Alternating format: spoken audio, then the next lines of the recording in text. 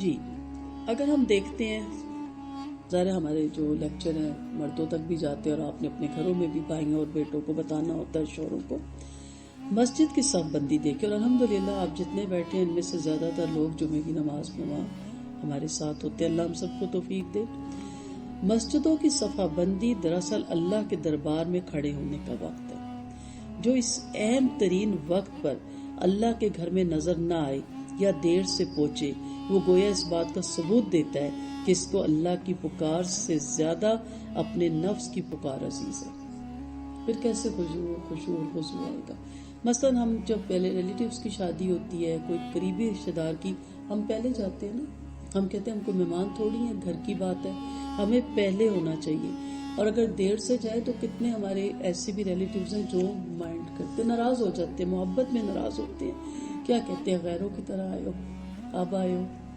اور کسی جگہ آپ دیر سے پہنچے تو کتنی دفعہ سوری کرنا پڑتا ہے کہ ٹریفک میں پھنس گئے تھے، آفس سے نکلنے میں دیر ہو گئی تھی، یہ مسئلہ ہو گیا تھا، ورنہ میں تو کب سے آنے کے لیے ہم تیار تھے۔ کیوں معذرتیں کرتے ہیں کہ وہ ناراض نہ ہو۔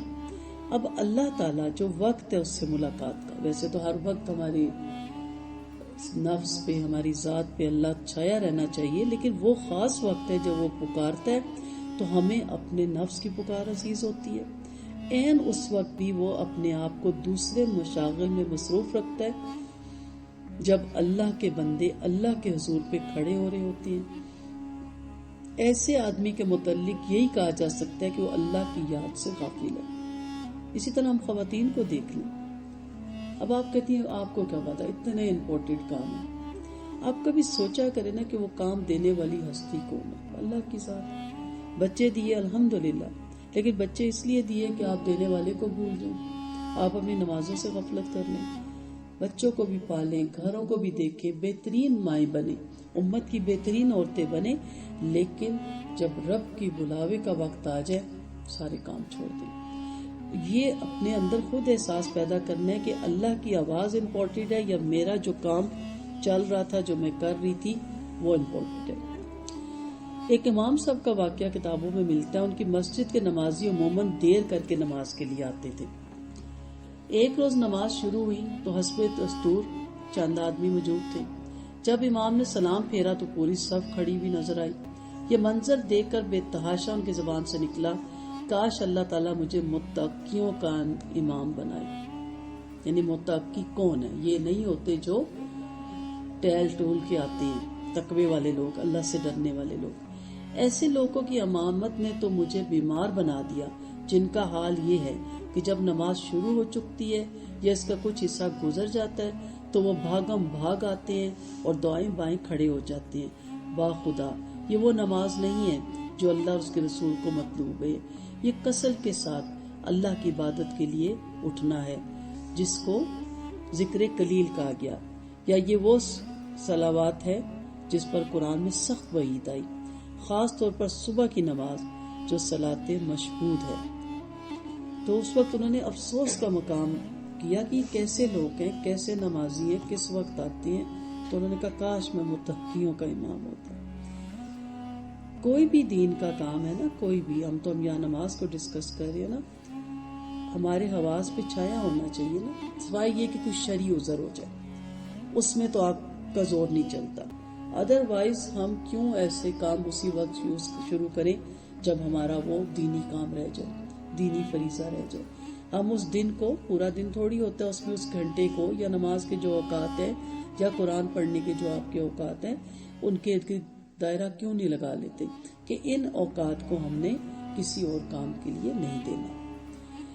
تو جو نماز ہے صبح کی نماز، اسے صلوات مشہود کہتے ہیں، آپ جانتی ہیں، حاضر کی گئی نماز، بنی اسرائیل سورت میں اس کا ترجمہ ملتا ہے۔ اس میں جو شخص وقت پر نہیں پہنچا یا اس سے غیر حاضر رہتا ہے وہ تو اپنے آپ کو اس خطرے میں ڈال رہا ہے کہ اللہ تعالیٰ کی مدد کا لباس اس سے اتار لیا جائے اور شیطان کے مقابلے میں اس کے پاس کوئی پناہ باقی نہ رہی۔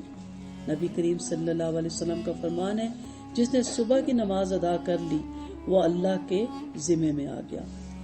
بس ایسا نہ ہو کہ اللہ تم سے اپنے ذمے کے متعلق کسی چیز کے بارے میں پوچھے، کیونکہ اللہ جس سے اپنے ذمے کے متعلق کسی چیز کے بارے میں سوال کرے گا وہ اس کو پکڑ لے گا اور اس کو منہ کے بل جہنم میں ڈال دے گا.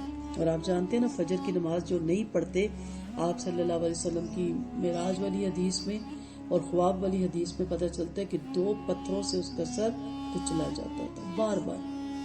اور ہمیں نیند اتنی پیاری ہوتی ہے. میں ہمیشہ کہتی ہوں ڈر کے نہ آئیں.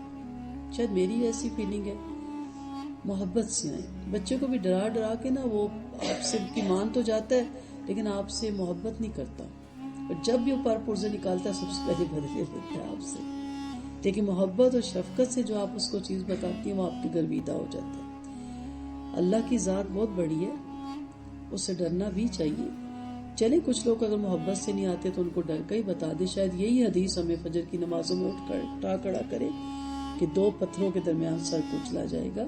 لیکن اصل میں پھر یہی کہوں گی کہ جس سے محبت ہوتی ہے اس کے لیے تو نیند ہی نہیں آتی کہ اس نے آنا ہے، اتنے بجے آنا ہے، پوری رات وہ جاگتا ہے. تو اللہ تعالیٰ بھی صبح کی نماز جو ان سے وہ حاضر کی جائے گی. فجر کی نماز حدیث کے الفاظ میں اول النہار کی نماز ہے اور وہ دوسری نمازوں کا مقدمہ ہے، آغاز ہے. کتاب لکھتے ہیں نا مقدمہ لکھا جاتا ہے کہ اس پوری کتاب میں کیا ہے، اور میں مقدمہ ضرور پڑھتی ہوں، مجھے اندازہ ہو جاتا ہے کہ رائٹر کیا لکھنا چاہ رہے ہیں. فجر کی نماز بتاتی ہے کہ باقی 5 نمازوں کا آپ نے کیا حشر کرنا ہے، اور فجر کی نماز بتاتی ہے کہ آپ فجر ہی میں نہیں اٹھے تو پھر پیچھے کیا رہ گیا، ایک ستون تو آپ نے ویسے ہی گرا دیا. ہر روز جب صبح کی سفیدی سورج کے آنے کی خبر دیتی ہے تو 2 طرح کے مواقع انسان کے لیے کھلتے ہیں، یا کہہ لیں 2 دروازے کھلتے ہیں، ایک دنیا کا، دوسرا آخرت کا. ہر صبح یہی ہوتا ہے نا. اب ہم نے تو پلان ہی صبح دنیا کے کاموں کا کیا ہوتا ہے، کل یہ کرنا ہے، فلاں فلاں کام کرنا ہے. عین اس وقت جب صبح ہوتی ہے تو آواز آتی ہے حیا علی الصلاۃ حیا علی الفلاح، نماز کی طرف آؤ، کامیابی کی طرف آؤ. یہ پکار انسان کو دعوت دیتی ہے کہ وہ دن کی سرگرمیوں کو شروع کرنے سے پہلے اللہ کے گھر میں آئے اور فجر کی نماز ادا کر کے اپنے اس ارادے کا اظہار کرے کہ وہ آنے والے لمحات کو آخرت کی کامیابی حاصل کرنے میں لگائے گا. وہ آنے والے دن کو اللہ کی عبادت میں بسر کرے گا. عین اس وقت ایک اور پکارنے والا پکارتا ہے، اور یہ انسان کا دشمن ہوتا ہے، اور وہ شیطان ہوتا ہے جو اس کے اندر بیٹھا ہے، جو ایک ایک شخص کے دل میں یہ بات ڈالتا ہے کہ وہ اپنے دن کو صرف دنیا حاصل کرنے میں لگائے. اب دیکھیے اشراق جب پڑھی جاتی ہے تو میری ایک ہی دعا ہوتی ہے اللہم بارک لنا فی اوقاتنا. پھر تو دن میں اتنی برکت ہوتی ہے کہ بعض دفعہ سارے کام کر کے بیٹھ جائیں، سمجھ نہیں آتی اب کیا کریں. اسی لیے میں کہتی ہوں کہ میرے پاس وظیفے نہیں ہوتے، ٹپس ہوتے ہیں. آپ اس کو کر کے دیکھیں، پھر آپ دیکھیں آپ کے وقت میں کتنی برکت ہوگی. اب ہوتا کیا ہے کہ عین اس وقت انسان کہتا ہے چلو ابھی بڑا ٹائم ہے اشراق کا، یہ کر لیں یہ کر لیں یہ کر لیں. جب دیکھتے ہیں نا 11:45 ہوئے، کہتے ہیں ابھی تو سوال کا ٹائم شروع ہونے لگا، جلدی سے اشراق پڑھ لیں، کیا برکت ہوگی. کم سے کم اشراق کو تو اپنے وقت پہ آپ پڑھیں. تو جب 2 آپ کے پاس ہے نا، ایک رحمان کی آواز ہے، ایک شیطان کی آواز ہے. اب یہیں سے دیکھ لیں کہ آپ رحمان کی آواز پہ لبیک کہتے ہیں یا شیطان کی آواز پہ. سارے کام کریں. میں بارہا یہ کہتی ہوں، یہ میں نہیں چاہتی کہ آپ ربانیت میں چلے جائیں، لیکن آپ نے کہیں سفر بھی کرنا ہے نا تو نماز کا رکھ کے حساب کہ نماز پڑھ کے نکلیں گے. اور ایسے لوگوں کو دیکھیں ایک ہی ہوتا ہے، نماز کے وقت یہ کریں گے، نماز سے پہلے یہ کریں گے، نماز کے بعد یہ، تاکہ نماز ہماری کسی طرح ضائع نہ جائے. تو پہلی پکار دیواروں سے ٹکرا کر واپس آ جاتی ہے. کیوں؟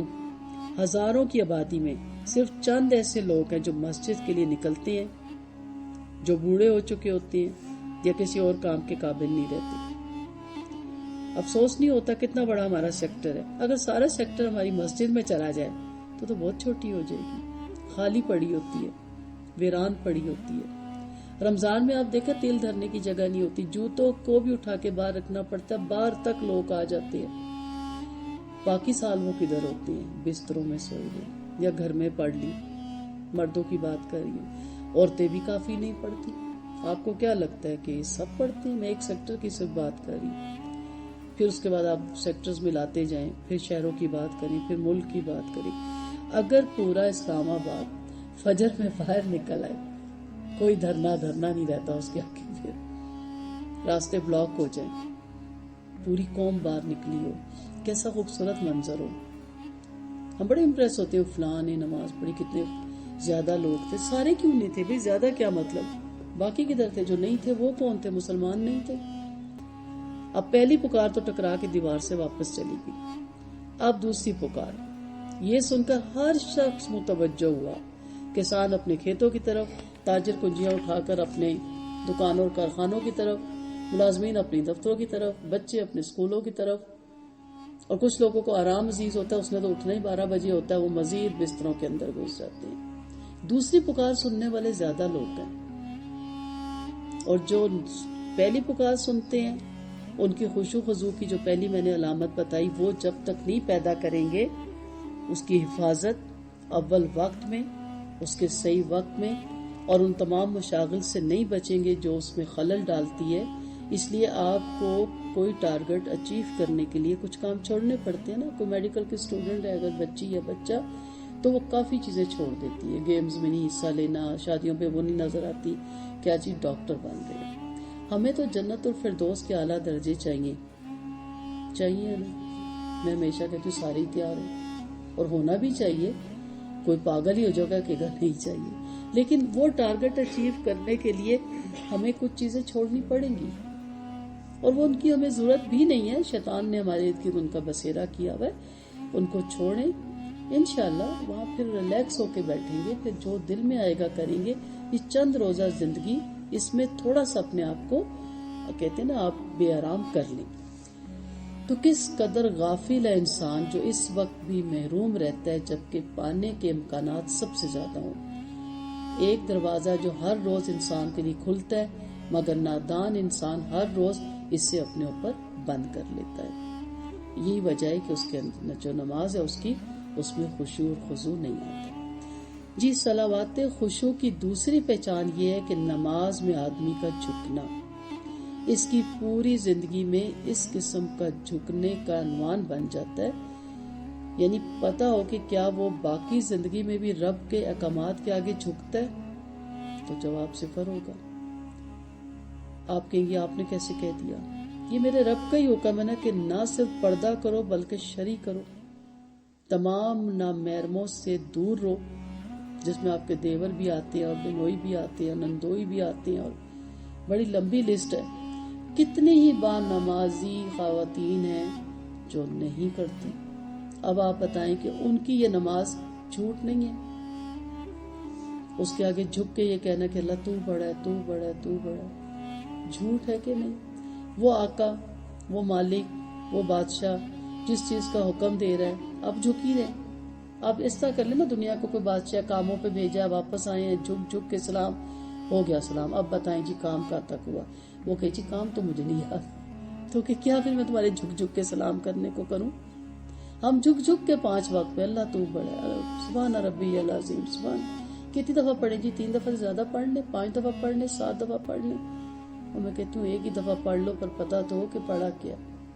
کبھی اب جھکیں تو سوچئے گا میں کیوں نہیں کرتی پردہ، میں کیوں نہیں شرعی پردہ کرتی، مجھے کس چیز نے روکا ہوا ہے کہ میں نامحرموں کے سامنے اپنا منہ ننگا کر کے چلی جاتی ہوں؟ بہت سی چیزیں، سود کھانے والے پوچھیں اپنے آپ سے، رشوت لینے والے پوچھیں اپنے آپ سے۔